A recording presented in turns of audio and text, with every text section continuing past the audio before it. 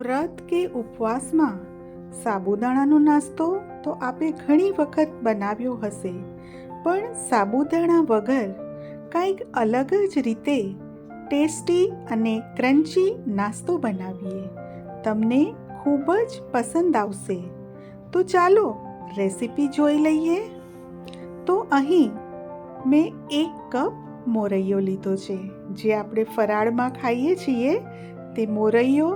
ઘણા એને સામો પણ કહે છે.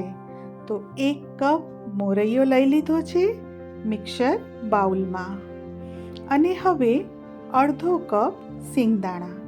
સિંગદાણાને મેં શેકી અને ફોતરા કાઢી નાખ્યા છે. તો 1 કપ મોરૈયો અને અડધો કપ સિંગદાણા. હવે આને આપણે ક્રશ કરી લઈએ, પણ આનો બારીક પાવડર નથી કરવાનું. આપણે એકદમ કરકરું પીસવાનું છે. જુઓ, આપણો મોરૈયા અને સિંગદાણાનો કરકરો ભૂકો તૈયાર છે. હવે એક પેનમાં 2 ટેબલસ્પૂન તેલ, જીરું, તલ, છીણેલ આદું, લીલા મરચાં, આ બધું જ આપણે સારી રીતે સોતે કરી લઈશું.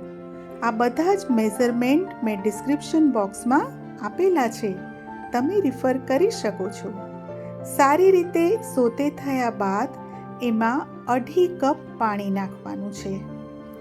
આ 2.5 કપ માપીને જ લેશો તો તમારો પણ નાસ્તો એકદમ સરસ બનશે. હવે આપણી જરૂરિયાત મુજબ સિંધવ મીઠું, મરી પાવડર આ બંને મેં એડ કરી દીધા છે અને આ પાણીને સરસ ઉકળવા દઈશું. હવે પાણી સરસ ઉકળે એટલે એમાં આપણે લીલા ધાણા મેં બારીક કટ કરીને રાખ્યા હતા, કોપરાનું છીણ નાખીને ફરીથી આપણે હલાવી લઈશું. અને હવે મેં મીડિયમ સાઇઝના 2 બટાકાને છીણી લીધા છે. તો બટાકાનું છીણ પણ હું આમાં એડ કરું છું. હવે આ છીણ નાખ્યા પછી 5 થી 7 મિનિટ સુધી આપણે એને ઉકાળવાનું છે. બટાકાને એકદમ કૂક નથી કરી નાખવાના, બસ 5-7 મિનિટ સુધી જ એને ઉકાળીશું. અને હવે એમાં આપણે 1 લીંબુનો રસ એડ કરીશું. લીંબુના રસથી કલર અને ટેસ્ટ બંને સરસ આવશે. તો હવે આ બરાબર ઉકળી રહ્યું છે. તો હવે એમાં આપણે જે સિંગદાણા અને મોરૈયાને ક્રશ કરીને રાખ્યા છે એ હવે આપણે આ ઉકળતા પાણીમાં એડ કરીશું. બધું એક સાથે જ નાખી દેવાનું છે, પણ એને કોન્સ્ટન્ટ આપણે રાઉન્ડ શેપમાં હલાવતા રહીશું. બસ આ રીતે ગોળ ગોળ કોન્સ્ટન્ટ તમે હલાવતા રહેશો એટલે લમ્પ્સ નહીં પડે. જુઓ, આપણું ઘણું બધું પાણી પણ એબ્ઝોર્બ થઈ ગયું છે. અને હવે આપણે ત્યાં સુધી એને હલાવતા રહીશું કે પેન છોડી અને લોટ આપણે જે બાંધીએ એવો બાંધેલો લોટ ના બની જાય, ત્યાં સુધી આપણે એને હલાવતા રહીશું. ગેસની ફ્લેમ મેં સ્લો જ રાખી છે. તો જુઓ, હવે આપણું આ રેડી થઈ ગયું છે. એકદમ બાંધેલા લોટ જેવું તૈયાર થઈ ગયું છે.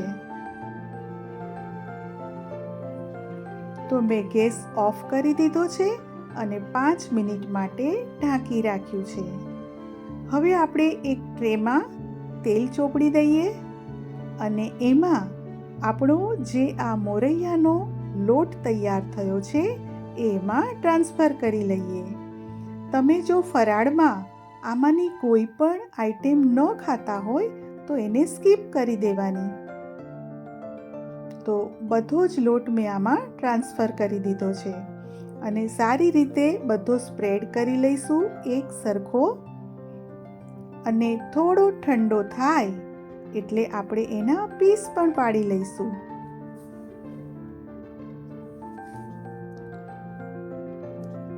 તો ચાલો પીસ પણ પાડી લઈએ. જુઓ, કેટલા સરસ ઇઝીલી એના પીસ પણ પડે છે. તમને થશે કે હવે શું કરીશું, તો મેઇન વસ્તુ એને ક્રન્ચી બનાવવાની હવે જ છે. તો આ રીતે બધા પહેલાં પીસ કરી લેવાના. તમે કોઈ પણ શેપમાં આને કટ કરી શકો છો. તો આ રીતે મેં સ્ક્વેર શેપમાં કટ કરી લીધા છે. તેલ પણ મેં ગરમ મૂકી દીધું છે. આને આપણે તળવાના નથી, પણ શેલો ફ્રાય કરવાના છે, એટલે તેલની બહુ જરૂર છે નહીં. મેં 1/2 કપ તેલ મૂક્યું છે અને ગેસની ફ્લેમ ખાસ ફાસ્ટ જ રાખજો. જો ધીમો ગેસ હશે તો આ જે આપણા સ્ક્વેર શેપના પીસીસ છે એ બાઇટ્સ અંદરથી છૂટા પડી જશે અને બધું જ તેલ એબ્ઝોર્બ કરી લેશે. અને બરાબર 3 થી 4 મિનિટ પછી હવે આપણે મીડિયમ ફ્લેમ કરી અને એની સાઈડ ટર્ન કરી લઈશું. હવે ફાસ્ટ ગેસ રાખવાનો નથી. હવે આપણે મીડિયમ ગેસ ઉપર જ એને ક્રિસ્પી, ક્રન્ચી અને ગોલ્ડન બનાવીશું. જુઓ કેટલા સરસ આપણા આ બાઇટ્સ તળાઈ રહ્યા છે. કલર પણ એનો ચેન્જ થવા લાગ્યો છે. ફ્રેન્ડ્સ, જો આપને મારી આવી અવનવી રેસિપીસ ગમતી હોય અને હજી સુધી મારી ચેનલને સબસ્ક્રાઈબ ન કરી હોય તો સબસ્ક્રાઈબ કરી અને બેલ બટન પ્રેસ કરશો, જેથી નવા વિડીયોના નોટિફિકેશન્સ આપ સુધી પહોંચતા રહે. હું 2 થી 3 વાર આને ઉલટ-પુલટ કરીને સેલો ફ્રાય કરી રહી છું. બસ આ જ રીતે ફ્રેન્ડ્સ આને આપણે સેલો ફ્રાય કરીશું. અને હવે ફાઇનલી આ ફ્રાય થઈ ગયા છે. એકદમ ગોલ્ડન અને ક્રિસ્પી થઈ ગયા છે. તો ચાલો એને આપણે હવે કાઢી લઈએ. બસ એ જ રીતે મેં બીજો ઘાણ પણ તળી અને હું તમને કાઢીને બતાવી રહી છું. તો આ બાઇટ સાથે તમે ગ્રીન ચટણી પણ બનાવજો. દહીં સાથે પણ સર્વ કરી શકો છો. જુઓ કેવા ક્રિસ્પી ને ક્રન્ચી છે ને, અને અંદરથી એટલા જ સોફ્ટ છે. હા, પણ કોમેન્ટ કરીને જણાવવાનું ના ભૂલતા કે તમને આ રેસીપી કેવી લાગી છે. Thanks for watching.